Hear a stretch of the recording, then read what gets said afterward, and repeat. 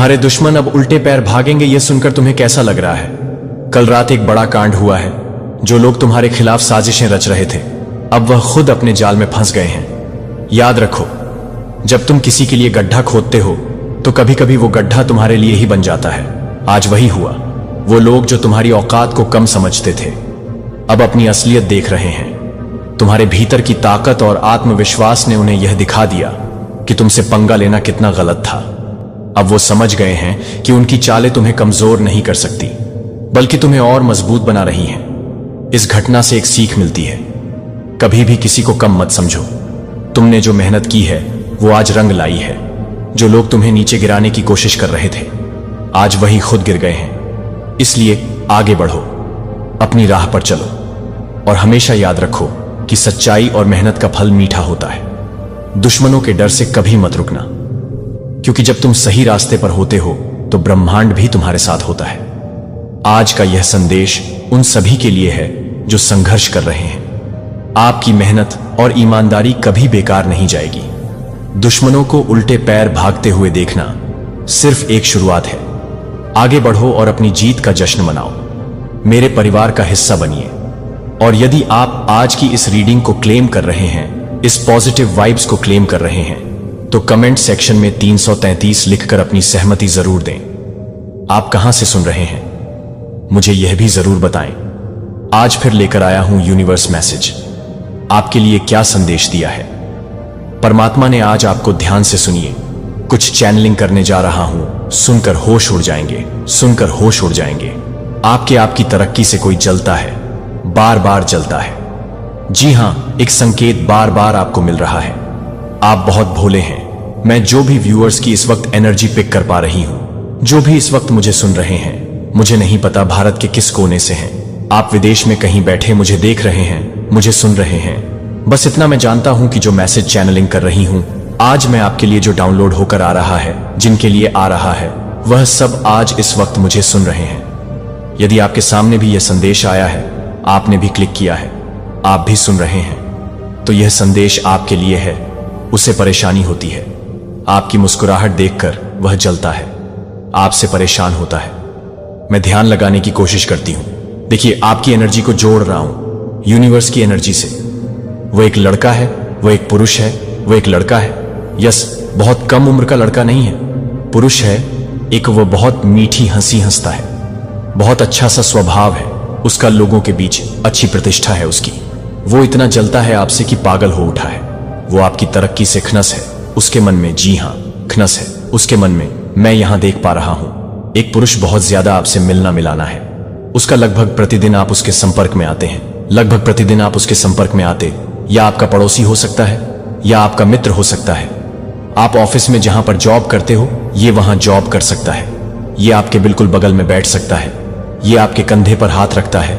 ये सामने से आकर आपसे मुस्कुराकर बातें करता है, और यह आपके जीवन में सामने से वार करता है। आप इसकी मुस्कुराहट पर, आप इसकी मीठी बातों में आ जाते हो। आपको नहीं पता, क्योंकि आपके मन में छल नहीं है। आपके मन में छल नहीं है, इसीलिए आपको नहीं लगता है कि कोई और मेरे साथ छल कर सकता है। लेकिन दुनिया आपकी तरह भोली नहीं है, दुनिया आपकी तरह मासूम नहीं है। ये बहुत करीबी है आपका। यह आपके परिवार का सदस्य हो सकता है, ये खुद आपका भाई हो सकता है, ये खुद आपका भतीजा हो सकता है, ये कोई भी हो सकता है, क्योंकि यह पुरुष है, ये खूबसूरत है। देखने में इसकी पहचान बता रहा हूं मैं। उम्र ज्यादा नहीं है, बहुत कम भी नहीं है, पर उम्र ज्यादा नहीं, उम्र दराज नहीं है। यह खूबसूरत है। देखने में इसकी आंखें चमकती हैं, मुस्कुराता है, इसके दांत चमकते हैं, खूबसूरत से लगते हैं। ये इसकी छवि बड़ी अच्छी लगती है। देखने में बहुत मैल है दिल में, इसके दिल में बहुत मैल है। मैं देख पा रही हूं जब जब आपने अपनी तरक्की की बात बताई, इसको जब जब आपने कुछ अचीव किया जीवन में। मैं यहां पर देख रहा हूं पास्ट में बहुत कष्ट झेला है आपने, पास्ट में बहुत कष्ट झेला है। और इस इंसान ने, जिसकी बात अभी मैं कर रहा हूं, इसने एक बार नहीं कई बार हमले किए हैं आप पर, कई बार वॉर किए हैं। ये कुछ नहीं कर सकता तो बैठकर परमात्मा से आपके लिए बुरी चीजों को मैनिफेस्ट करता है, ये गलत चीजों को मैनिफेस्ट करता है। हे, बार बार आपकी खुशियों से जलता है। ये परमात्मा से साफ कहता है कि मुझे आपकी खुशी देखी नहीं जाती है। हे भगवान, इसको दुख दे, तकलीफ दे, इसके सपने पूरे ना हो।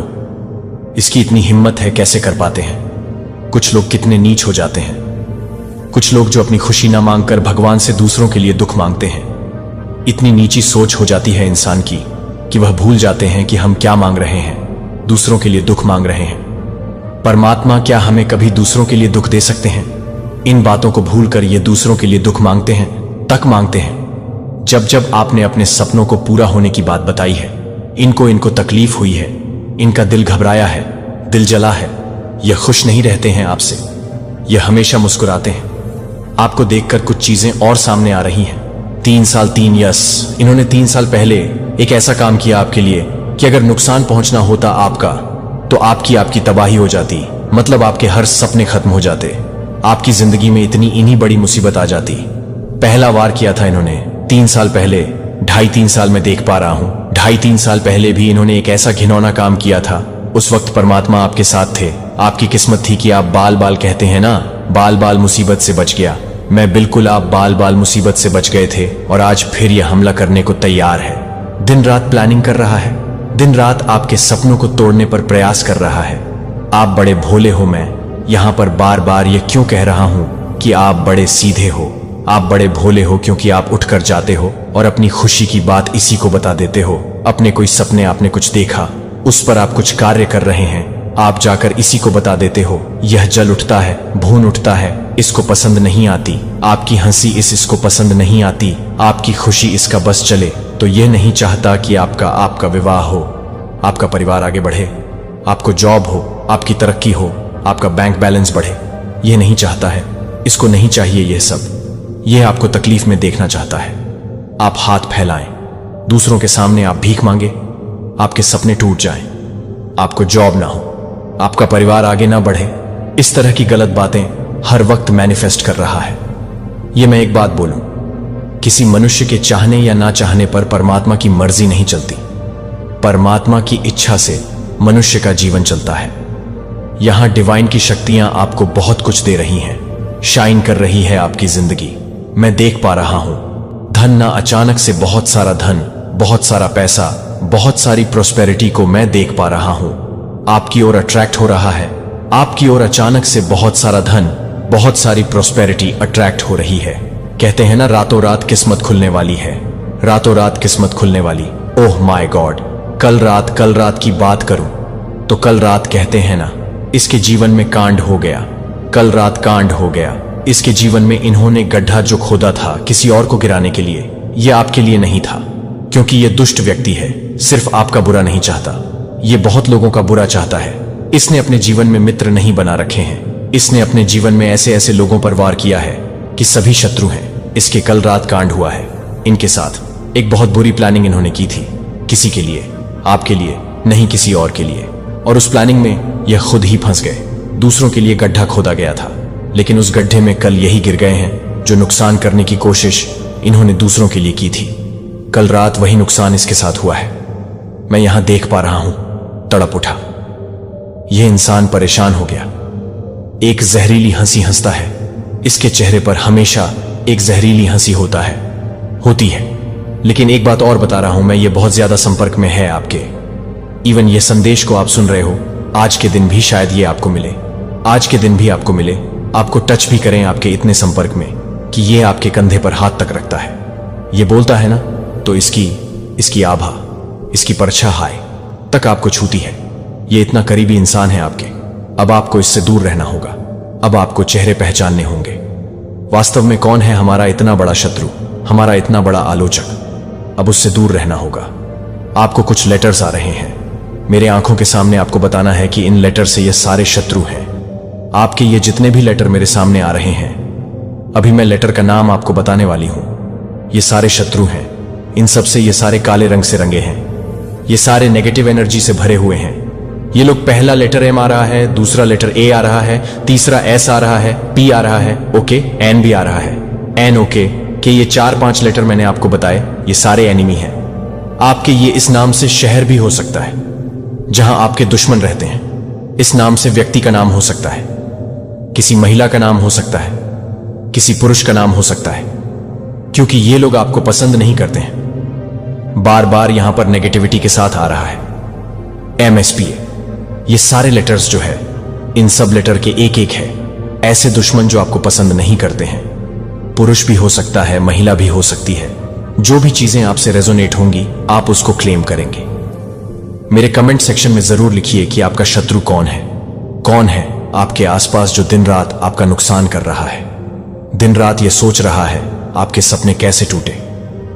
मैं बता दूं, समय बदल गया है, भाग्य आपका बदल गया। इस वक्त डिवाइन की शक्तियां आपका बहुत साथ दे रही हैं, शाइन कर रहा है। जीवन आपका बिल्कुल शाइन करेगी। जीवन बहुत सारी प्रोस्पेरिटी, अचानक से बहुत सारा धन आपकी ओर अट्रैक्ट हो रहा है। बहुत सारा धन, ओह माय गॉड, मैं देख पा रही हूं।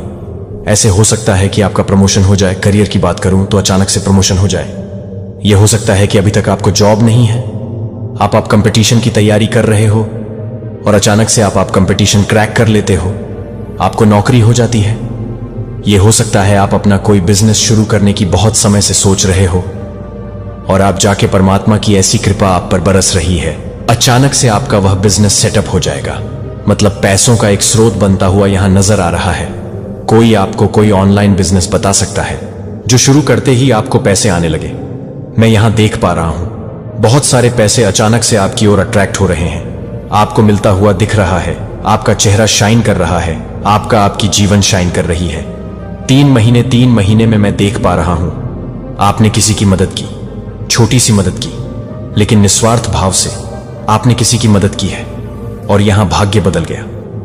3 महीने के भीतर आपने छोटी सी किसी की मदद की और वहीं से प्रोस्पेरिटी आना शुरू हुई। वहीं से कुछ ऐसा शुरू हुआ कि बस किस्मत बदल गई। आपकी जो आपने सोचा भी नहीं था, अब वह हो रहा 3 बार निकल कर आ रहा है। यह नंबर 3 की एनर्जी क्या है? क्यों इस रीडिंग को नंबर 3 की एनर्जी घेर रही है? यदि क्या 3 तारीख को आपका बर्थडे है या 3 तारीख को कुछ अच्छा हुआ है, आपके घर में 3 दिन के बाद कुछ होने वाला है, ऐसा कुछ भी हो सकता है। क्योंकि नंबर 3 की एनर्जी आज की इस रीडिंग को पूरा कवर कर रही है और पॉजिटिविटी के साथ कर रही है। नंबर 3 की एनर्जी बार सामने निकल कर आ रहे हैं। तो नंबर 3 से क्या संबंध है आपका? आप मेरे कमेंट सेक्शन में जरूर लिखें। होश उड़ने वाले हैं। दुश्मनों के होश उड़ने वाले जो खुद को शेर समझते थे अब गीदड़ बनने वाले हैं। खुद को शेर समझने वाले अब गीदड़ बनने वाले हैं। जो दूसरों के लिए गड्ढा खोद रहे थे ना, दिन रात अब वो खुद उसमें गिरेंगे। वैसे भी हम लोग बचपन में ही इस किताब को पढ़ लेते हैं कि दूसरों के लिए गड्ढा खोने वाला खुद उसमें गिरता है। भले इस चीज को इंसान अपने जीवन में फॉलो नहीं करता, परंतु हमें बचपन में ही किताबों में यह सिखा दिया जाता है कि बुरा चाहने वाले के साथ बुरा होता है और इंसान बात पर इस बात को भूल जाता है। वह फिर बुराई करता है, वह दूसरों के लिए गड्ढा फिर खोता है। लालच का परिणाम बुरा होता है, यह भी हम बचपन में पढ़ते हैं, लेकिन मानते नहीं हैं। आज लालच किया है उसने, आपके शत्रु ने लालच किया है और लालच का इतना बुरा परिणाम इनको झेलना पड़ेगा। इनके जीवन में तबाही आने वाली है। आपके पूर्वज, आपके परमात्मा, आपकी शक्तियां, आपके एंजल्स अब बर्दाश्त नहीं करेंगे। एक बार नहीं, मिला जुला कर लगभग 7 बार इन्होंने आपका नुकसान करने की कोशिश की। कई बार कभी किसी को उकसाया, आपके लिए कभी कोई बनी बात बिगाड़ दी, कभी धन का नुकसान हुआ इसकी वजह से, और कभी कुछ न कर पाया तो मैनिफेस्ट कर रहा है बैठकर, यह ताकि बुरी चीजें आपकी ओर अट्रैक्ट हो, गलत चीजें हों, आपके सपने टूट जाएं, आपके हाथ खाली रहे, दूसरों के सामने भीख आप मांगे। ऐ तक इन्होंने योजना बनाई है, ऐसी तक प्लानिंग इन्होंने करके रखी है। इसीलिए आपके पूर्वज, आपके एंजल्स, डिवाइन की शक्तियां अब बर्दाश्त नहीं कर रही हैं। वह उनका कहना है कि अब और नहीं, बस अब और नहीं, अब हमें बर्दाश्त नहीं हो सकता है। क्योंकि कोई आपका इतना नुकसान कैसे कर सकता है और आप इतने भोले कैसे हो सकते हैं कि आप उसका साथ छोड़ते ही नहीं। आप इतने भोले कैसे हो सकें? आपको उसका साथ छोड़ना होगा, आपको उससे दूर जाना होगा। क्योंकि यहां मैं देख पा रहा हूं पॉजिटिविटी आपकी ओर अट्रैक्ट हो रही है, बहुत सारा धन अट्रैक्ट हो रहा है। 2.5 दिन नहीं, 2.5 महीने, ओके, 2 महीने के अंदर आपके जीवन में कहते ना बूम, एक स्पार्क, एक बहुत बड़ी खुशखबरी आपको मिलने वाली है। मतलब आपका कोई काम बनने वाला है, वह काम जो बहुत समय से नहीं बना है, वह काम जो बिल्कुल आपको समझ के बाहर हो गया। आपको ऐसा लग रहा है जैसे अब मेरा कुछ नहीं हो सकता। यहां वह काम बनता हुआ नजर आ रहा है। 2 महीने के अंदर, मात्र 2 महीने के अंदर, 70 से 75 दिन के अंदर आपकी लाइफ चेंज हो जाएगी। आपकी लाइफ पूरी तरह से बदलने वाली है। जो सोचा नहीं आपने वह होने वाला है। आपके साथ डिवाइन की शक्तियां आपके साथ है। आपके पूर्वजों का आशीर्वाद आपके साथ है। आपका कोई कुछ नहीं बिगाड़ सकता। आपके लिए गड्ढा खोदने वाले खुद उसमें गिरेंगे। यदि आप पहचान रहे हैं अपने इस शत्रु को, उसका नाम खुलकर लिखिए। मेरे कमेंट सेक्शन में परमात्मा आपके साथ है। आपका कोई कुछ बिगाड़ नहीं सकता। और आपकी शत्रुओं की ना उल्टी गिनती शुरू हो गई है। उल्टी गिनती शुरू हो गई है। आपके शत्रुओं की अब उल्टा पैर भागेंगे। वह घर कांड हुआ है, उनके घर। कल पहली बार उन्होंने जिस पर चाल चली, वो चाल परमात्मा ने उसी पर चल दी है। मुंह काला हुआ है उसका। अब सतर्क रहे वह और प्रसन्न रहना है आपको, क्योंकि परमात्मा का बहुत आशीर्वाद आपको मिल रहा है। आपके अच्छे कर्मों का बहुत फल आपको मिल रहा है। जो आपने सोचा नहीं था, अब खुशी आपकी ओर सामने से चलकर आ रही है। परमात्मा आपको वह दे रहे हैं जो कभी आपने अपने पास बैठकर, अपने घर में बैठकर मैनिफेस्ट किया था। जिन खुशियों को, वो खुशी अब आपकी ओर सामने से चलकर आ रही है। भाग्य बदल जाएगा, तकदीर बदल जाएगी। जो सोचा नहीं था ना, वह सपने भी अब आपके पूरे हो रहे हैं। यदि आप आज इस पॉजिटिव रीडिंग को क्लेम कर रहे हैं तो कमेंट सेक्शन में 222 लिखकर अपनी सहमति जरूर दें। आप कहां से देख रहे हैं, कहां से सुन रहे हैं, मुझे जरूर बताएं। चुने हुए व्यक्ति, ध्यान से सुनो। एक पवित्र फुसफुसाहट है जो सूक्ष्म किंतु अविचलित होकर तुम्हारी आत्मा के कक्षों में हलचल मचा रही है। यह भोर की शांति में उभरती है। वह नाजुक क्षण जब पृथ्वी मौन में लिपटी अपनी सांस रोक लेती है। इस विराम में तुम्हें लगता है कि यह एक आवाज है जो तुम्हारी नहीं है। यह संसार नहीं, अपितु अनंत काल आपको आपके उच्चतर स्व की ओर बुला रहा है। यह केवल एक क्षण भंगुर विचार या एक क्षणिक भावना नहीं है। यह भाग्य का खिंचाव है। यह सौम्य किंतु गहन अनुस्मारक है कि आपको जीवन के सांसारिक पैटर्न से कहीं अधिक महान किसी चीज के लिए बनाया गया है। यह पवित्र क्षेत्र है, तुम्हें तुम्हारे सच्चे नाम से बुलाता है। वह नाम जो केवल परमेश्वर को ध्यात है। वह नाम जो तुम्हारे पहली सांस लेने से पहले फुसफुसाया गया था। इससे पहले कि मैं तुम्हें गर्भ में बनाऊं, मैं तुम्हें जानता था। इससे पहले कि तुम पैदा होते, मैंने तुम्हें अलग कर दिया। यिर्मयाह 1:5। ये शब्द बहुत पहले बोले गए थे। पहले वे आपके भीतर गूंजते हैं। अब आपको याद दिलाते हैं कि आपका जीवन हमेशा एक दिव्य योजना का हिस्सा रहा है। लेकिन आप कैसे जानते हैं कि आप वास्तव में आपके सामने निर्धारित मार्ग पर चल रहे हैं? आप उन संकेतों को कैसे पहचान सकते हैं कि आपका उच्चतर स्व उभर रहा है और आपके साथ संरेखित हो रहा है? ईश्वर का उद्देश्य हम सभी कभी कभी अंधेरे में खो जाते हैं। याकूब की तरह अर्थ की खोज, रात भर देवदूत के साथ कुश्ती। हम स्पष्टता के लिए संघर्ष करते हैं, इस आश्वासन के लिए बेताब हैं कि जिस रास्ते पर हम चल रहे हैं वह व्यर्थ नहीं है। अपने भीतर गहराई से आप महसूस करते हैं कि आपके अस्तित्व में आंखों से मिलने वाली चीजों से कहीं अधिक है। कुछ शाश्वत, कुछ पवित्र, कुछ जो मना करता है दुनिया की सीमाओं से बंधे रहना। आप इस बात की पुष्टि चाहते हैं कि आपके दिल में चल रही हलचल एक सपना नहीं है, बल्कि आपके आध्यात्मिक उत्थान की शुरुआत है। शायद आपने चुपचाप प्रार्थना करके कोई संकेत मांगा है। शायद आपने माउंट होरे पर एलिजा की तरह किसी संकेत का इंतजार किया है। ईश्वर से बात करने के लिए हवा, भूकंप या आग में नहीं, बल्कि उसके बाद आने वाली कोमल फुसफुसाहट में आना चाहिए। और शायद आपको पहले से ही उत्तर मिल चुके हैं, हालांकि आप उन्हें पहचान नहीं पाए कि वे क्या थे। यह उत्तर सूक्ष्म पवित्र क्षणों के रूप में आते हैं, जो कि आपके अंदर एक अटूट शांति है।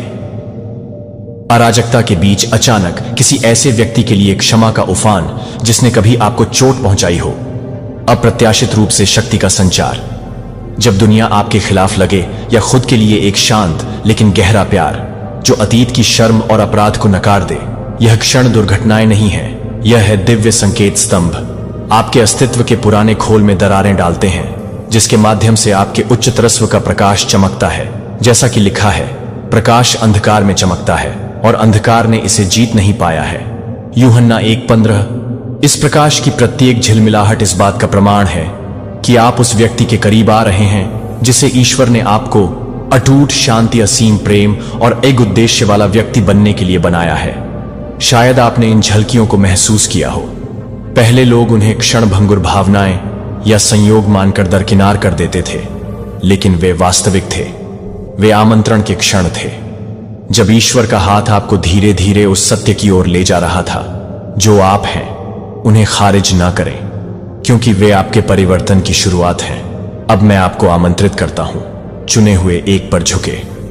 आइए हम इस पथ पर एक साथ चलें, क्योंकि हम 4 संकेतों को उजागर करते हैं जो आपके उच्च स्व के साथ आपके संरेखण को चिन्हित करते हैं। इन संकेतों को अंधेरे में मशालों की तरह होने दें। उस पवित्र कार्य को रोशन करें जो भगवान आपके भीतर कर रहे हैं, और प्रत्येक संकेत के साथ आइए हम पुष्टि करें। आपकी यात्रा का सत्य एक ऐसा सत्य जो आपकी आत्मा को स्थिर करेगा और आपके कदमों को स्थिर करेगा। यदि यह शब्द आपके भीतर कुछ गहराई से हिला रहे हैं तो नीचे टिप्पणी करें 7F7 अपने उच्च तत्व के साथ संरेखण की घोषणा के रूप में इस संख्या को अपना पवित्र प्रतिज्ञान बनने दें। एक संकेत है कि आप उस यात्रा को अपनाने के लिए तैयार हैं जो परमेश्वर ने आपके लिए तैयार की है। इसलिए अपना हृदय तैयार करें, अपनी आत्मा को खोलें उस दिव्य आह्वान के लिए जो आपके भीतर गूंजना कभी बंद नहीं हुआ है।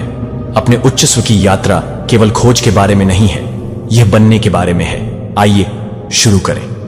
भगवान के चुने हुए लोग 4 संकेत जो आपने अंततः अपने उच्च संगीत स्व संकेत 1 के साथ संरेखित किए हैं। आप बाधाओं के बावजूद शांत रहते हैं। यह पहला संकेत है कि आप अपने उच्चतर स्वर के साथ जुड़ गए हैं। यह कोई जोरदार या दिखावटी बात नहीं है। यह मान्यता के लिए चीखना चिल्लाना या दुनिया की प्रशंसा की मांग नहीं करता, बल्कि यह एक शांति के रूप में प्रकट होता है। एक ऐसी शांति जो स्थिर रहती है, जीवन के तूफान चाहे कितने भी अशांत क्यों ना हो जाएं। कल्पना कीजिए कि आप एक गहरे महासागर की तरह हैं, जबकि सतह पर प्रचंड लहरें हो सकती हैं। गहराइयां अछूती रहती हैं, शांत और स्थिर। क्या आपने कभी अपने भीतर इस गहरी स्थिरता को महसूस किया है? तब भी जब आपके आसपास की दुनिया गिरती हुई प्रतीत होती है। जब आप अपने उच्चतर स्व के साथ संरेखित होते हैं, तो आप इस महासागर जैसी शांति को मूर्त रूप देते हैं। आपके चारों ओर की अराजकता, वित्तीय संघर्ष, प्रियजनों के साथ संघर्ष या अप्रत्याशित पेशेवर असफलताएं गुजरती लहरों की तरह हो जाती हैं। यह सतही व्यवधान अब आपके अनुभव को परिभाषित नहीं करते हैं या आपके भीतर गहरी शांति को परेशान नहीं करते हैं। पाएं कि चाहे कितना भी तूफान क्यों ना हो, आपका आंतरिक कंप्यूटेशन हमेशा बना रहेगा, बुद्धि और स्पष्टता के साथ आपका मार्गदर्शन करते हुए स्थिर रहते हैं। क्या आपने देखा है कि जब आप शोर पर प्रतिक्रिया करना बंद कर देते हैं और अपने भीतर की शांति पर भरोसा करना शुरू करते हैं, तो आप कितने मजबूत हो जाते हैं। लेकिन यह शांति आपके पास कैसे आती है? सुसमाचार में तूफान को शांत करने वाले यीशु की कहानी पर विचार करें। मार्क 4:39 में जब उनके शिष्य समुद्र की हिंसक लहरों के बीच घबरा गए, तो यीशु ने खड़े होकर हवा को डांटा और कहा कि शांति बनी रहे। उसी क्षण तूफान थम गया और चारों ओर बड़ी शांति छा गई। यही वह शक्ति है जिसे अब आप आंतरिक तूफानों को शांत करने में धारण करते हैं। भय, संदेह और चिंता के तूफानों के बीच आप भी अराजकता के बीच उठ सकते हैं और अपने दिल पर शांति की घोषणा कर सकते हैं।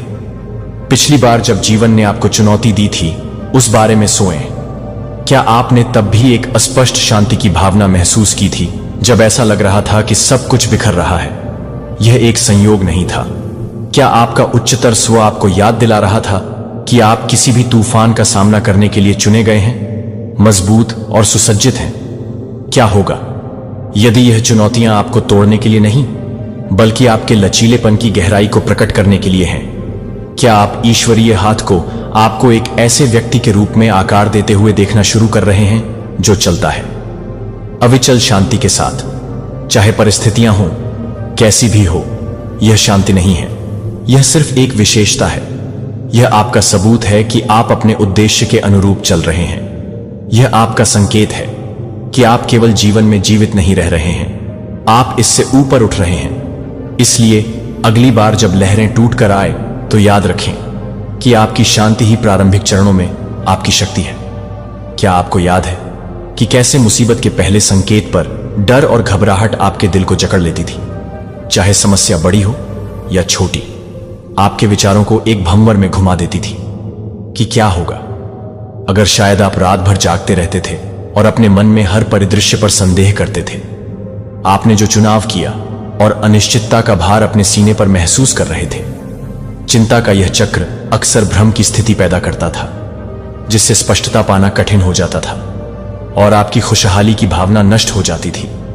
लेकिन क्या होगा यदि यह क्षण आपको नुकसान पहुंचाने के लिए नहीं, बल्कि आपको नुकसान पहुंचाने के लिए थे, आपको किसी महान चीज के लिए तैयार करें? क्या अब आप देखते हैं कि वे क्षण आपको अपने उच्चस्व के साथ इस संरेखण के लिए कैसे आकार दे रहे थे? मूसा की कहानी पर विचार करें, जब उसने पहली बार जलती हुई झाड़ी में भगवान का सामना किया था। निर्गमन 3। मूसा इजरायलियों को बाहर निकालने की अपनी क्षमता पर संदेह करते हुए हिचकिचा रहा था। मिस्र से उसने पूछा कि मैं कौन हूं जो फिरौन के पास जाऊं और इजरायलियों को ले आऊं। मिस्र से बाहर निर्गमन 3:11 पर भी परमेश्वर ने उसे आश्वस्त करते हुए कहा कि मैं तुम्हारे साथ रहूंगा। मूसा की तरह आपने भी आत्मसंदेह और भय के क्षणों का सामना किया होगा, लेकिन वे क्षण आपके विकास के लिए मंच तैयार कर रहे थे। वे आपको शांत आश्वासन के लिए तैयार कर रहे थे। यह इस बात को जानने से आता है कि आप कभी अकेले नहीं होते हैं। जब आप अपने उच्चतर के साथ तालमेल में कदम रखते हैं तो बाधाओं को देखने का आपका नजरिया बदलना शुरू हो जाता है। आप यह पहचानना शुरू कर देते हैं कि आपके मार्ग में आने वाली चुनौतियां यादृच्छिक या क्रूर नहीं हैं, वे जानबूझकर हैं। वे आपको सिखाने के लिए रखी गई हैं, आपको परिष्कृत करने और आपकी असली ताकत को प्रकट करने के लिए। इस बारे में सोएं, जैसे अग्नि सोने को उसकी अशुद्धियों को जलाकर शुद्ध करती है। प्रतिकूलता आपकी आत्मा को शुद्ध करती है, भय, संदेह और अहंकार को दूर करती है, आपके भीतर की प्रतिभा को उजागर करती है। इस एहसास के साथ आपका आसन बदल जाता है।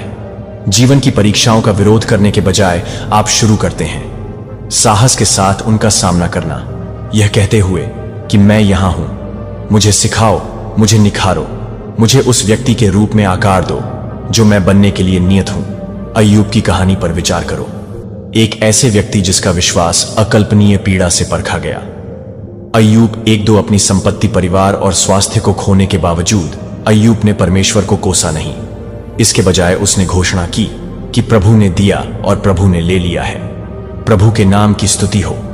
अय्यूब 121 विपत्ति के बीच उसके अटूट भरोसे ने उसके चरित्र को परिष्कृत किया और उसके विश्वास को प्रकट किया।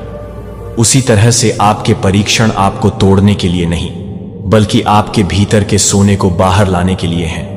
क्या आप देख सकते हैं आपकी अपनी चुनौतियां आपको कैसे अधिक मजबूत और अधिक लचीला बना रही हैं? दृष्टिकोण में यह परिवर्तन निष्क्रिय नहीं है, यह क्रांतिकारी है। प्रतिकूल परिस्थितियों के बीच शांत भाव से खड़े रहना, स्वीकार करना एक साहसिक और शक्तिशाली कार्य है। इसका मतलब यह नहीं है कि आप जीवन की कठिनाइयों के प्रति उदासीन हैं, नहीं, आप अभी भी हैं। हर चुनौती की गंभीरता को स्वीकार करें, लेकिन अब आप उन्हें अपने आंतरिक शांति को चुराने से मना कर देते हैं। आप कुछ गहन बात समझने लगे हैं। जीवन के बाहरी तूफान अस्थायी है, लेकिन आपके भीतर की शांति शाश्वत है। जब समस्याएं आती हैं तो अब आप खुद को यह भी याद दिला सकते हैं, मैं अनंत में निहित रहता हूं, मैं अपनी परिस्थितियों से बड़ा हूं। यह जानना कितना सशक्त है कि कोई भी तूफान आपके भीतर विकसित की गई शांति को कभी भी विचलित नहीं कर सकता है। यूहन्ना 1:33 में यीशु के शब्दों पर विचार करें, मैंने यह बातें तुमसे इसलिए कही हैं कि तुम मुझ में हो। इस दुनिया में शांति हो सकती है, आपको परेशानी होगी, लेकिन हिम्मत रखें, मैंने दुनिया को जीत लिया है। यह वह शांति है जिसे अब आप धारण करते हैं, एक ऐसी शांति जो जीवन के तूफानों से परे है, क्योंकि यह किसी शाश्वत चीज में लंगर डाले हुए है। यह शांति परेशानी की उपस्थिति से इनकार नहीं करती है, लेकिन यह घोषणा करती है कि परेशानी अंतिम शब्द नहीं होगी। लेकिन आइए ईमानदार रहें, यह शांति, यह विश्वास, यह रातों रात नहीं उभरता है। यह दिव्य ईश्वर या सार्वभौमिक शक्ति के साथ एक गहरा संबंध का फल है, जिसे आप पवित्र मानते हैं। यह संबंध जानबूझकर अभ्यास के माध्यम से विकसित होता है।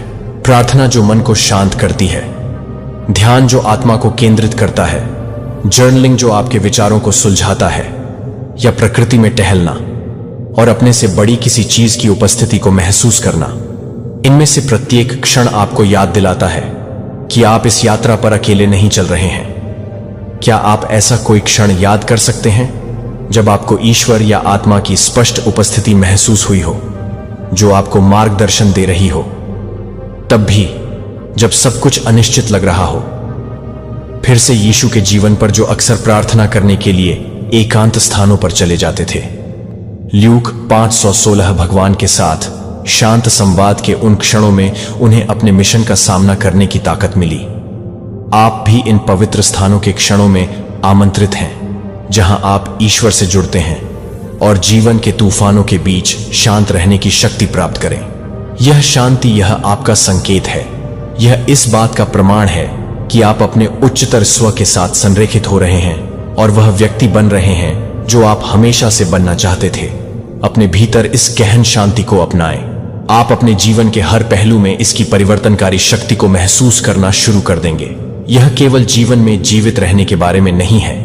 चुनौतियां, यह अनुग्रह के साथ उनसे पार पाने के बारे में है।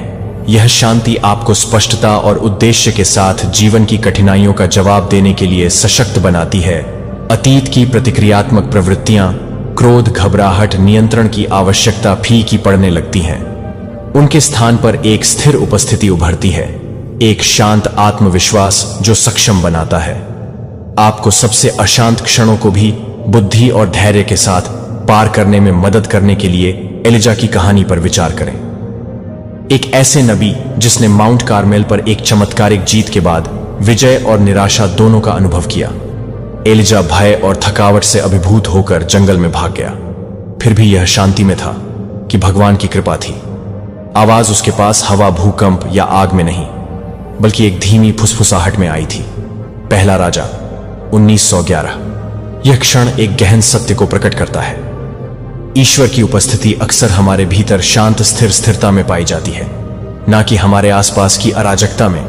जब आप इसे गले लगाते हैं, शांत होकर आप उस दिव्य फुसफुसाहट को सुनने के लिए खुद को खोलते हैं, जो आपको आपके उद्देश्य की ओर मार्गदर्शन करती है। यह शांति एक दर्पण के रूप में भी कार्य करती है, जो आपके भीतर दिव्य प्रकृति को प्रतिबिंबित करती है, जैसे कि एक शांत झील ऊपर के आकाश को प्रतिबिंबित करती है। आपकी आंतरिक शांति आपके जीवन में ईश्वर की शाश्वत उपस्थिति को दर्शाती है। फिलिपियों 4:7 में वर्णित शांति जो सभी समझ से परे है, और परमेश्वर की शांति जो सभी समझ से परे है, मसीह यीशु में आपके हृदय और आपके विचारों की रक्षा करेगी। यह शांति आपको चुनौतियों से प्रतिरक्षित नहीं बनाती है, लेकिन यह आपको दृढ़ बनाती है। उनके चेहरे पर यह शांति आपके आसपास के लोगों को प्रभावित करना शुरू कर देती है, जैसे पानी में लहरें फैलती हैं। आपकी उपस्थिति आपके वातावरण में शांति लाती है। लोग आपके भीतर की शांति को महसूस करते हैं, और यह उन्हें स्वयं के लिए भी ऐसा ही खोजने के लिए प्रेरित करती है। इस पर विचार करें कि कैसे यीशु ने न केवल तूफान को शांत किया, लेकिन एक ही आदेश से अपने शिष्यों का भय भी शांत हो गया। शांति बनी रहे। मार्क 4:39। उसी तरह आपका शांत होना दूसरों के लिए आश्वासन और ताकत का स्रोत बन जाता है। उन्हें दिखाता है कि जब हम अपने उच्चतर के साथ संरेखित होते हैं तो क्या संभव है। प्रेरित पौलुस के बारे में सोचें, जिन्होंने कारावास, मारपीट और जहाज डूबने का सामना किया, फिर भी वे बचे रहे। अपने विश्वास में दृढ़ जेल से लिखे अपने एक पत्र में उसने घोषणा की कि चाहे परिस्थितियां हों, कैसी भी हों, मैंने संतुष्ट रहना सीख लिया है। फिलिपियों 4। एक पौलुस की अविचल शांति उसकी बाहरी परिस्थिति में निहित नहीं थी, बल्कि ईश्वर के साथ उसके गहरे संबंध में थी। उसका जीवन एक ईश्वर के रूप में कार्य करता है। प्रतिकूल परिस्थितियों का सामना करते समय आंतरिक शांति की शक्ति का प्रमाण।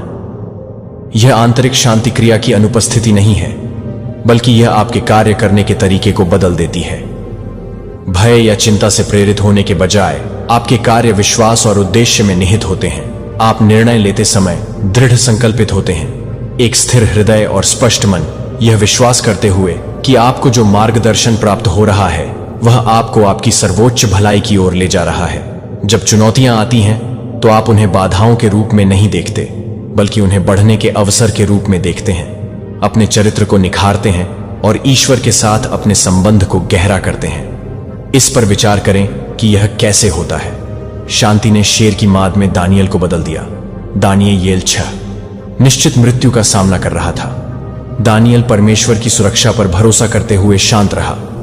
उसके अटूट विश्वास ने शेरों को शाब्दिक और लाक्षणिक रूप से चुप करा दिया।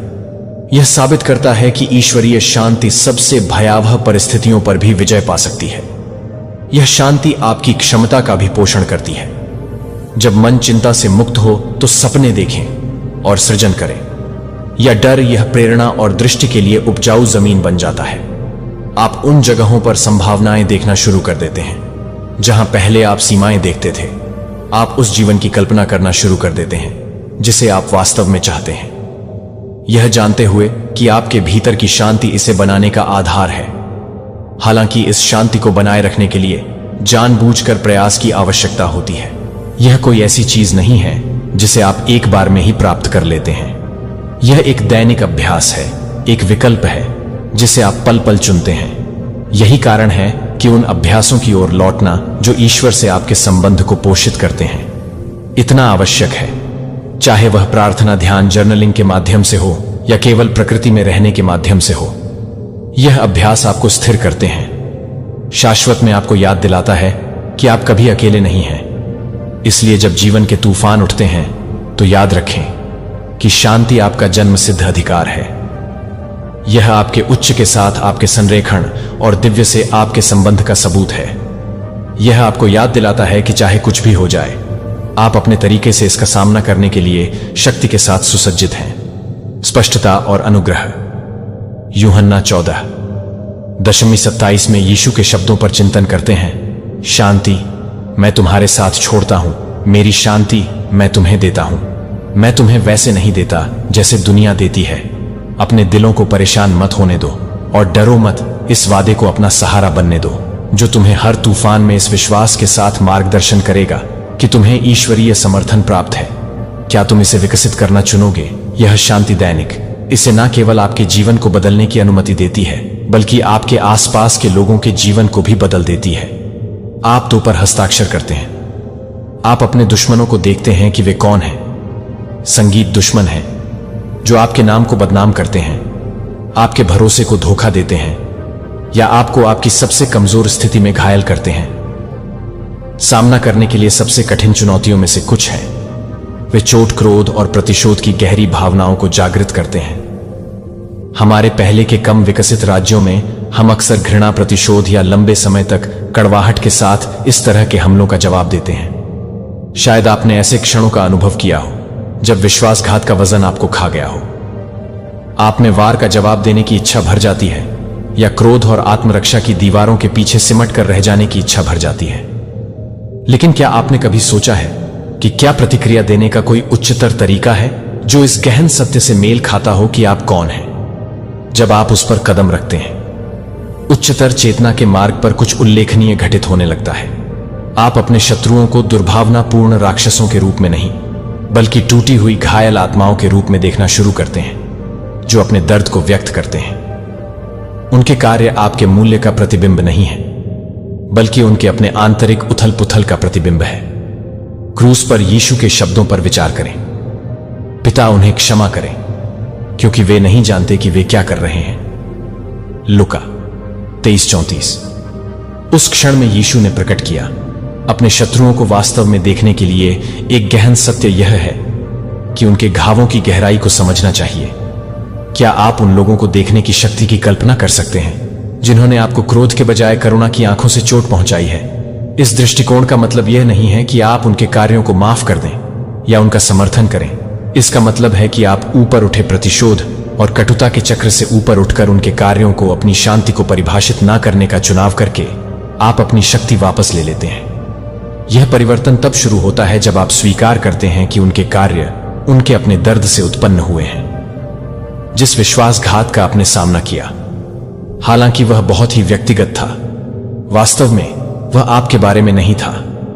वह था अपने स्वयं के संघर्षों से निपटने में उनकी असमर्थता के बारे में। जब आप यह देखते हैं तो आप स्वयं को आक्रोश की पकड़ से मुक्त कर लेते हैं और एक उच्चतर अवस्था में पहुंच जाते हैं।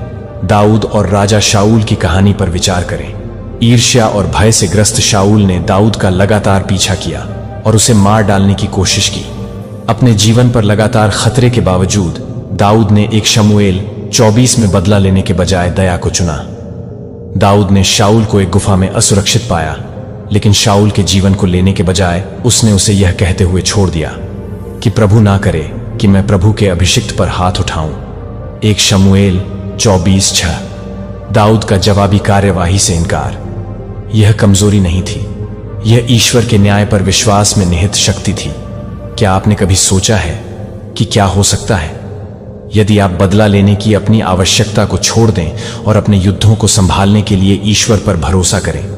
धारणा में यह बदलाव आपको केवल क्रोध से मुक्त नहीं करता है, यह दरवाजे खोलता है। गहन विकास के लिए आप अपने शत्रुओं को शिक्षक के रूप में देखना शुरू कर देते हैं। उनके कार्य आपके लचीलेपन, धैर्य और करुणा को आकार देने वाले सबक के रूप में दिखाई देने लगते हैं। उन समयों के बारे में सोचें जब आपको गहरी चोट पहुंची हो। क्या उन अनुभवों ने आपको अपने बारे में कुछ अमूल्य नहीं सिखाया? शायद उन्होंने आपकी गलतियों को उजागर किया हो, क्षमा करने की क्षमता या सीमाएं निर्धारित करने की आपकी क्षमता को मजबूत किया है। आपके शत्रुओं द्वारा उत्पन्न चुनौतियों का उद्देश्य आपको परिष्कृत करना और आपको अपने उच्चतर के करीब लाना है। दूसरा संकेत कि आप अपने उच्चतर के साथ संरेखित हो गए हैं यह है कि आप अपने शत्रुओं को अपने लिए देखना शुरू कर देते हैं। वे वास्तव में क्या है? छोटे, भयभीत और अंधेरे में जी रहे हैं। उनके कार्य जो कभी इतने क्रोधित करने वाले और व्यक्तिगत थे, अब उनके अपने दर्द की अभिव्यक्ति के रूप में दिखाई देते हैं। आप उनके दिलों में दरारें लगभग देख सकते हैं। खून बह रहा है।